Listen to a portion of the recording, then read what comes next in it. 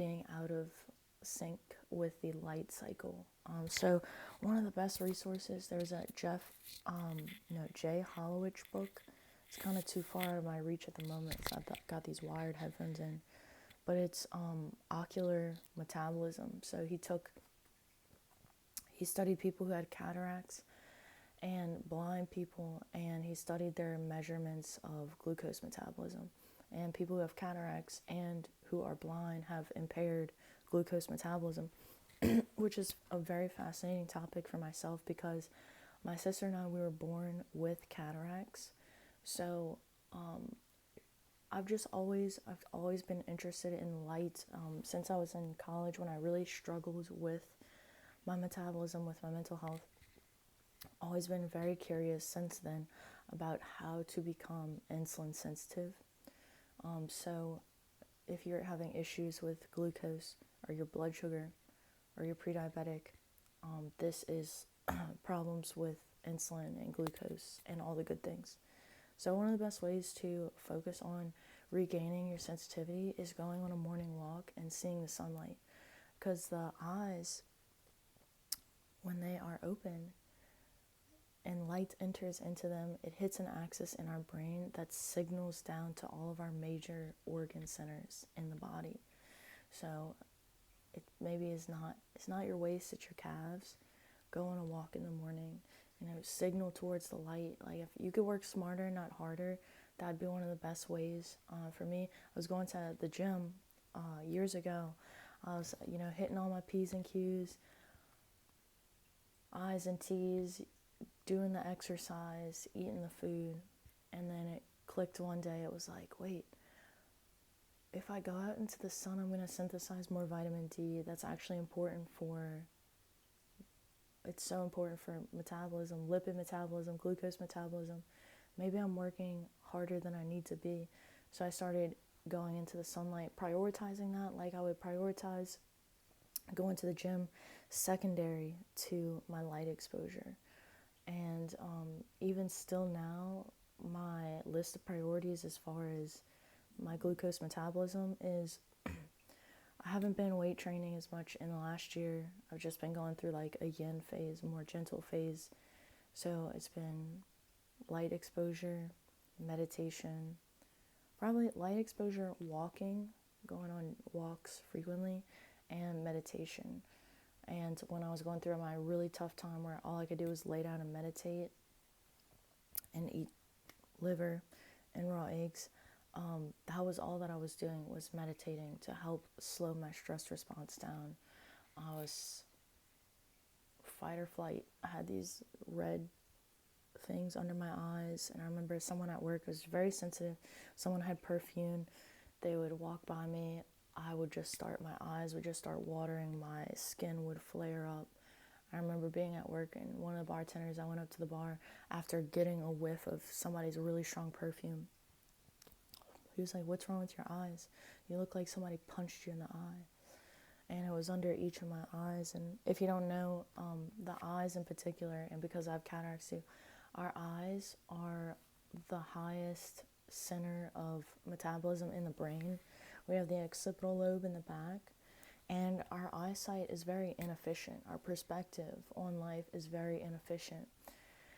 And so that's why I think what was happening was I was so fatigued in my eyes. I could feel it. Not only was it showing up as little red circles around my eyes, but I could feel it in the back of my eyes. So meditation daily, all day, anytime that I could, and then getting a lot of essential nutrients like from the liver, from the eggs, cut out sugar, cut out caffeine. And within like a 2 to 4 month span, I was finally able to tamper down my stress response. I wasn't even able to go into the sunlight at this time because it made my nervous system, my body feel like I was fried. I would go into the sun and like I could feel my body like shaking afterwards. And then of course my stuff would flare up. So it was like, this is too much stress, But through the meditation, through the food, I was able to become a little bit more resilient. Build that resilience. So this passage I actually read yesterday in A Course in Miracles. I haven't been reading as much because I just started school, so kind very busy with taking in the information from that. But this passage is called The Escape from Darkness. I thought it was so beautiful. I wanted to share a few things with you. It says the escape from darkness involves 2 stages. First, the recognition that darkness cannot hide. This step usually entails fear. Second, the recognition that there is nothing you want to hide, even if you could. There are no secrets. This step brings escape from fear. When you have become willing to hide nothing, you will not only be willing to enter into communion, but will also understand peace and joy. There are no secrets. Everyone knows everything about you, and it's okay. There's nothing to hide because everything about you is beautiful. It's gorgeous, and then whatever time in your life that you struggled with, you did the best that you could with what you had at that moment of time. I want to read a few of the things I kind of jotted down. And this book is really beautiful. Excuse me.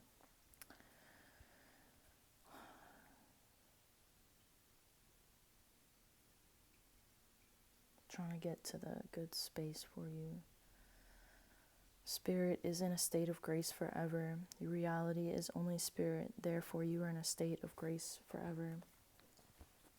What's interesting in talking about spirit is talking about cellular respiration, and that is the process in which the cell, every single cell, uses energy. It's actually the process of where our nutrition meets oxygen, and our body is capable of using energy. So a big part of that is speaking to your mitochondria. Mitochondria is where we're going to be doing the powerhouse of the energy, the powerhouse of the cell. We have an inefficient pathway of doing energy metabolism, which a lot of tumor cells take advantage of, called glycolysis. It happens in the middle of the cell, in the cytoplasm, just in that middle space. It produces 2 energy molecules. But if we use our mitochondria, if you consider the powerhouse of the cell, if you follow the light, that's what I'm saying, follow the light, literally follow the light in the morning. That's what I was thinking. At the end of my block, I can either go right or left. Left takes me away from the sun, but I like going left. And right brings me towards the light, and it's not my favorite pathway, but when I was walking the other morning, it was follow the light. Because mitochondria respond to light, and they respond to food more than anything. They also respond to your thoughts. Cellular respiration. The second part of cellular respiration, we can use that inefficient pathway to go into the mitochondria. We can also use food to go into the mitochondria. And again, the powerhouse of the cell. We go through mitochondrial energetics, the Krebs cycle, and we can produce up to 32 on average, depending on give or take. You may lose some energy here or there. 32 to 36 energy molecules. That's a lot more. Would you rather find $2 on the ground or 32? Would you rather work smarter or harder? Cellular respiration is the capacity for spirit, the breath, the respiration to flow through all trillions of the cells in the body. Our bodies are so intelligent, so beautiful. And when we're in a state of relaxation, that respiration can take place. When we're in a state of tension, tightness, stress in the body, cellular respiration is impaired. But one of the most beautiful things I read in this book, it was talking about potential. The miracle, it's this other passage, wholeness and spirit. The miracle is much like the body in that both are learning aids for facilitating a state in which they become unnecessary. When spirit's original state of direct communication is reached, neither the body nor the miracle serves any purpose. While you believe you are in a body, however, you can choose between loveless and miraculous channels of expression. You can make an empty shell, but you cannot express nothing at all. You can wait, delay, paralyze yourself or reduce your creativity to almost nothing, but you cannot abolish it. You can destroy your medium of communication, right? People destroy their ability to go through cellular respiration, metabolic disease, chronic diseases. Cancer from Otto Warburg's work is also impaired cellular respiration done in the mitochondria, but you cannot abolish it. You can destroy your medium of communication, but not your potential. You did not create yourself. And I thought that was so beautiful. You cannot destroy. You are always expressing something. What are you expressing? The opposite of love is fear, but what is all-encompassing can have no opposite. The escape from darkness involves the 2 stages. We read that already. Your mind can be possessed by illusions, but spirit is eternally free. If a mind perceives without love, it perceives an empty shell and is unaware of the spirit within. And that's our vision. Our vision is impaired if a mind perceives without love. The mind that serves spirit is invulnerable. Darkness is a lack of light, as sin is a lack of love. Truth is always abundant. I really liked this one as well. All shallow roots must be uprooted because they are not deep enough to sustain you. All shallow roots must be uprooted. When I read that, it reminded me of shallow relationships, shallow friendships. People who do not, and you're the only one who can fill your cup, that's what they say. But people who do not fill your cup, people who give you the bare minimum. You don't need to have millions of friends. You just need to have a good few. People who are not filling your cup because for whatever reason they can't. It's not personal, but you have a decision to choose light or choose darkness. If I'm in a relationship and all I do is afterwards I'm hanging out with this person, I just feel bad, or I'm ruminating on ways in which I don't feel at peace in the relationship, that's time to let go, because like they said, tension, it's either tension or relaxation in the body. You're either in hell or in heaven. This is also going to be a pre-diabetic state or a state of wholeness and health. What do I want to choose?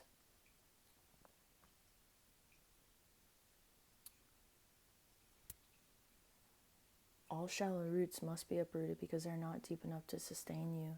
The illusion that shallow roots can be deepened and thus made to hold is one of the distortions on which the reverse of the golden rule rests.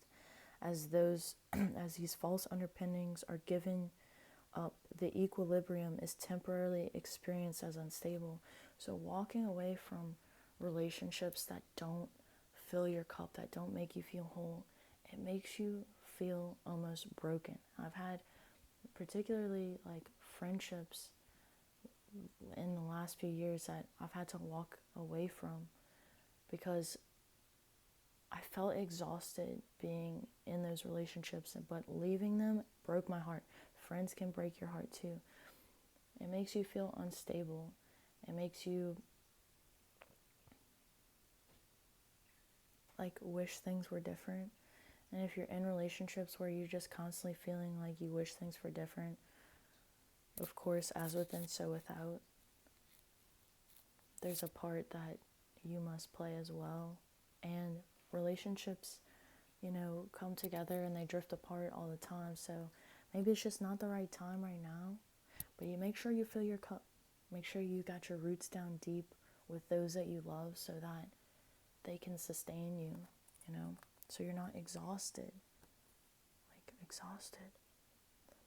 Nothing is less stable than an upside-down orientation, nor can anything that holds it upside down be conducive to increased stability. And that's all about the perception. The body speaks to us. I believe the body speaks to us so loudly. It's just really hard to listen at this time. And I always think about this in the immune system. I think our immune system is our ability to listen to our intuition. And if you look at our autoimmune rates, it's the immunity of our bodies are haywire in most people. Cancer is about to surpass heart disease. We need to figure out can I sit back down with my intuition, with my immune system, and then where do we start off from the beginning? Choose the light. Go into the light in the morning. Signal to your immune system, hi, I'm awake. I want to do wakeful hormones. I'm ready for my glucose metabolism to be nice and steady and stable. I want to regulate my cortisol pattern throughout the day. If I get that cortisol spike in the morning, I'm going to be building my melatonin for the night. So cortisol goes down throughout the day. I'm blocking that blue light at night. I'm treasuring my precious melatonin at night. Protect your melatonin. I'm also doing that through my food choices. Those amino and fatty acids in the morning, breaking down with the sun, creating melatonin at night. And then we follow with this quote, may you always be blessed with the clarity to know what is and what isn't meant for you. Above all other things, it's so important to develop a meditation practice. Breath by James Nestor changed my life, changed my entire existence, the way that I ate, the way that I thought about training, the way that I thought about food. Breath by James Nestor taught me the science behind cellular respiration and what it means to deeply meditate. So I recommend that book. And it's so simple. I love that book. It's such a simple, easy read. I've bought it for so many people. But just slowing down even if you don't read the book, you haven't gotten the book yet, we're just having this conversation. He talks about just slowing down the breathing rate for like 4 minutes. I'm just, in the morning, I'm taking the deepest, slowest inhale out. And he talks about it in the book, I remember this, I read it years ago, but he talked about pretend that there is a feather right below your nose. And you don't want the feather to move, right? So if I'm holding this feather and I'm breathing really, really slowly or deeply, if I take a big inhale, that feather is going to hit my nostrils. If I take a deep exhale, that feather is going to go way down. It talks about keeping the feather still. So breathing really, really slowly and deeply and pretending that there's a feather. And what this does is communicate to the brain, the vagus nerve, all the organ centers of the body. So you can do this before you eat to help increase the bioavailability of the foods by putting the body into a low a rest and digest state, helping to digest the foods when you eat them. We don't do digestion we don't do digestion as well when we're in fight or flight. Our stomach acid depletes. We're not in the space to take in the light. So it's really important. But yeah, I'm gonna go. I love you so much. If you watch this, thank you for being here. I think you're so gorgeous and beautiful. Again, we don't see accurately when we go look in the mirror. We don't see ourselves for who we truly are. So make sure that you close your eyes and feel into your spirit, your respiration. That's who you truly are. You are relaxed, at peace, and at joy. I love you so much. You can like, share, and subscribe, but I will catch you later.